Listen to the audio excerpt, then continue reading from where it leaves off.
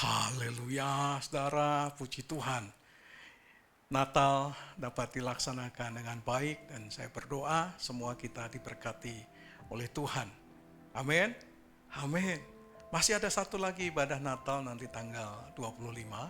Persiapkan hati, mari kita bersama-sama menikmati ibadah Natal di tanggal 25. Ibadah Natal kita di AOW. Puji Tuhan, saudara. Hari ini saya tidak membahas ulangan pasal 22 walaupun masih ada, tapi saya ingin khusus spesial hari ini saya membahas tentang kelahiran Tuhan Yesus Kristus. Nanti minta tolong saudara Adi membaca Matius pasal 1 ayat 18 sampai 25. Cukup panjang tapi saya berdoa ini memberkati kita. Mari kita berdoa. Kami bersyukur Tuhan, terima kasih untuk berkat-Mu. Terima kasih untuk kasih setiamu. Tuhan, berkati kami hari ini. Kami menikmati firman Tuhan sebelum kami melakukan segala aktivitas dan kesibukan kami. Di dalam nama Tuhan Yesus Kristus. Haleluya. Amin. Puji Tuhan. Silakan adik. Matius 1 ayat 18 sampai 25. Kelahiran Yesus Kristus adalah seperti berikut. Pada waktu Maria, ibunya, bertunangan dengan Yusuf, ternyata ia mengandung dari Roh Kudus sebelum mereka hidup sebagai suami istri. Karena Yusuf suaminya, seorang yang tulus hati dan tidak mau mencemarkan nama istrinya di muka umum, ia bermaksud menceraikannya dengan diam-diam. Tetapi ketika ia mempertimbangkan maksud itu, malaikat Tuhan nampak kepadanya dalam mimpi dan berkata, "Yusuf anak Daud, janganlah engkau takut mengambil Maria sebagai istrimu. Sebab anak yang di dalam kandungannya adalah dari Roh Kudus. Ia akan melahirkan anak laki-laki dan engkau akan menamakan dia Yesus, karena dialah yang akan menyelamatkan umatnya dari dosa mereka." Hal itu terjadi supaya genaplah yang difirmankan Tuhan oleh Nabi. Sesungguhnya anak darah itu akan mengandung dan melahirkan seorang anak laki-laki dan mereka akan menamakan dia Immanuel, yang berarti Allah menyertai kita. Sesudah bangun dari tidurnya, Yusuf berbuat seperti yang diperintahkan malaikat Tuhan itu kepadanya. Ia mengambil Maria sebagai istrinya, tetapi tidak bersetubuh dengan dia sampai ia melahirkan anaknya laki-laki dan Yusuf menamakan dia Yesus. Amin. Puji Tuhan. Saudara, di balik kelahiran Tuhan itu ada behind the scene-nya, ya. Di balik kelahiran Tuhan itu ada behind the scene. Artinya kelahiran Tuhan itu tidak ujuk-ujuk. Kelahiran Tuhan itu bukan tanpa pergumulan. Kelahiran Tuhan itu di balik kelahirannya ada sebuah pergumulan yang sangat berat yang harus dipikul oleh Maria dan juga oleh Yusuf, tunangannya. Oleh karena itu kalau kita membaca ayat 18, di sana dikatakan kelahiran Yesus Kristus adalah seperti berikut. Saudara, kalau kita membaca ayat pertama ini atau kalimat pertama, sepertinya ada sebuah kronologi sebagai berikut. Ada kronologi 1, kronologi 2, kronologi 3. Tapi sesungguhnya kalau kita membaca dari firman Allah yang hidup, itu terjemahannya begini. Ini adalah fakta-fakta mengenai kelahiran Yesus Kristus. Ada fakta-fakta yang menjadi behind the scene, yang mungkin tidak dipahami oleh banyak orang. Fakta itu apa? Faktanya adalah bahwa Maria ketika mengandung Yesus itu masih gadis, masih perawan, belum menikah, masih dalam status bertunangan. Jadi ini fakta yang tidak dapat dipungkiri, realita di balik kelahiran Tuhan Yesus. Fakta kedua adalah adanya pergumulan yang begitu berat yang dialami oleh Yusuf secara pribadi. Pergumulan itu didasarkan atas apa? Pergumulan itu didasarkan atas budaya, digumulkan atas tata krama, digumulkan atas kesopanan, atas nama baik. Sehingga inilah yang menjadi pertimbangan pergumulan Yusuf. Di balik kehamilan Maria yang mengandung Yesus Kristus melalui Roh Kudus, ada sebuah pergumulan dari seorang pria yang sedang menuju kepada pernikahan. Calon suami dari Maria yang sudah bertunangan, tinggal selangkah lagi untuk menikah.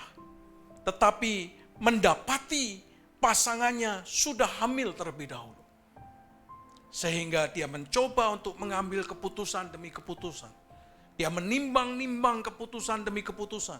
Dan ini bukan persoalan yang sangat mudah. Karena ini bicara tentang nama baik dirinya, tetapi juga bicara tentang nama baik calon istrinya. Ini juga menanggung aib seumur hidup kalau ini bisa terjadi. Bagaimana mengambil keputusannya? Saudara, fakta ketiga adalah dikatakan kemudian Yusuf ayat yang ke-20, dia memikirkan untuk memutuskan hubungannya dengan Maria. Memutuskan hubungannya dengan Maria, dikatakan ayat 20 di sana dikatakan apa? Tetapi ketika ia mempertimbangkan maksud itu.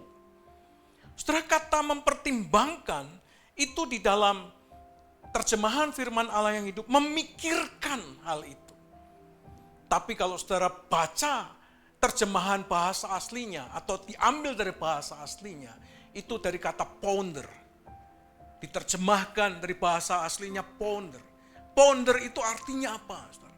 Ponder itu artinya merenungkan, bukan hanya memikirkan, tetapi merenungkan dengan sungguh-sungguh. Bagaimana keputusan ini akan diambil. Bukan hanya merenungkan, kata ponder itu juga berarti bermeditasi, saudara. Dia sedang bermeditasi. Dengan kata lain, dia sedang menggumulkan keputusannya.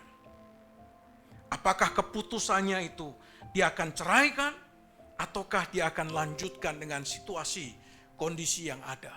Dengan semua resiko yang dia harus terima, yang dia harus ambil. Saudara, dia bermeditasi. Artinya ini bukan dilakukan oleh Yusuf dalam waktu yang pendek atau sesaat, tetapi dilakukan dengan sungguh-sungguh. Dia bermeditasi, dia duduk diam, merenungkan hal-hal yang penting untuk dia ambil sebagai sebuah keputusan. Nah, ketika dia tidur, Alkitab berkata, malaikat datang kepada Yusuf. Ini berarti hasil pergumulannya mendatangkan jawaban Tuhan.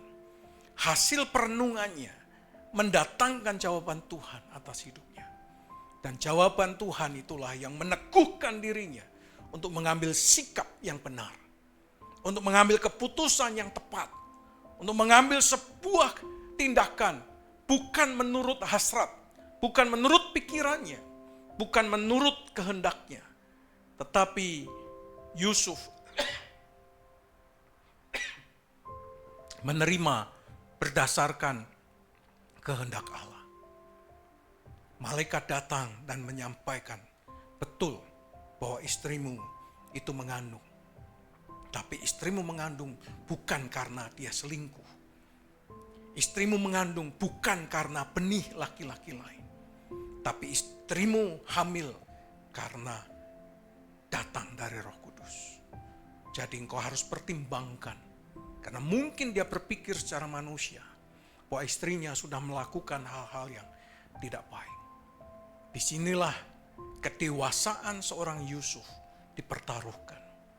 Bahwa dia lebih mendengar suara Tuhan dibandingkan mendengar suara hatinya. Dibandingkan dia mendengar bisikan atau bisingnya suara-suara di sekitarnya yang mencoba untuk mengintimidasi, menekan dirinya untuk meninggalkan Maria. Tapi disinilah pertaruhan seorang Yusuf dengan kedewasaan imannya ketika dengar suara Tuhan. Dan ketika malaikat datang dalam mimpi, dia tidak bertanya apapun, tapi dia percaya bahwa itu datang dari Tuhan. Lalu kemudian dia bertindak dan kemudian dia menikahi Maria sebagai istrinya. Disinilah kita belajar, saudara. Di balik cerita Natal, fakta-fakta Natal, ada pergumulan. Tapi yang kedua kita belajar, di balik fakta-fakta Natal, ada seorang yang peka terhadap suara Tuhan. Ada seorang yang membuka hatinya untuk mendengar suara Tuhan. Di balik fakta-fakta Natal, ada seorang pria yang mentaati Tuhan lebih dari segalanya.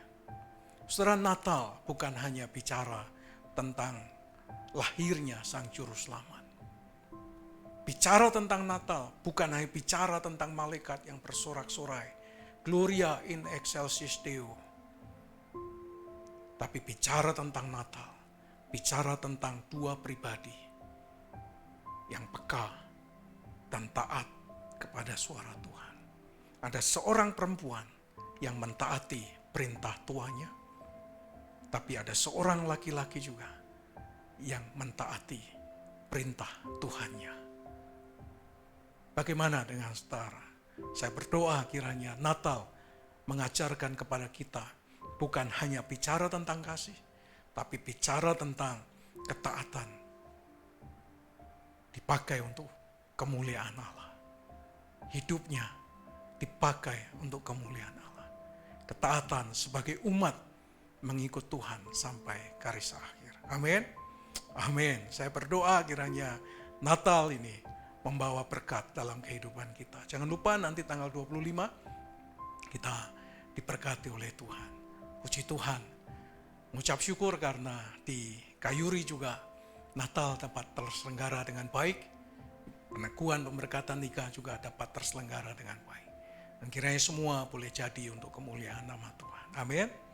Amin. Puji Tuhan. Saya berdoa saudara dan saya adalah orang-orang yang peka akan suara Tuhan dan orang yang mentaati suara Tuhan. Amin, saudara. Amin. Mari kita berdoa. Tuhan, kami bersyukur untuk pagi hari ini. Kiranya Natal ini mengingatkan kami. Di balik fakta Natal ada orang-orang yang taat kepada Tuhan.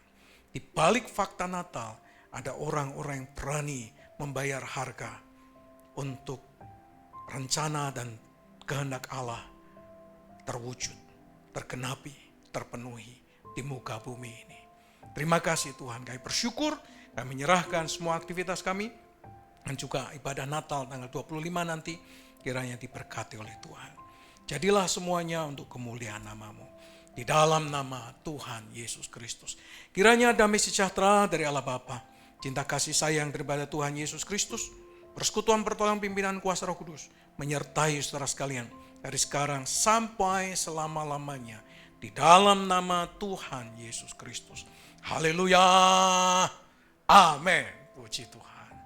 Selamat menikmati hari ini dan selamat mempersiapkan Natal dan selamat berlibur bagi saudara yang berangkat berlibur bersama dengan keluarga, baik di dalam kota, di luar kota, bahkan di luar negeri. Kiranya Tuhan memberkati saudara sekalian. Amin. Amin. Happy Monday. You are blessed.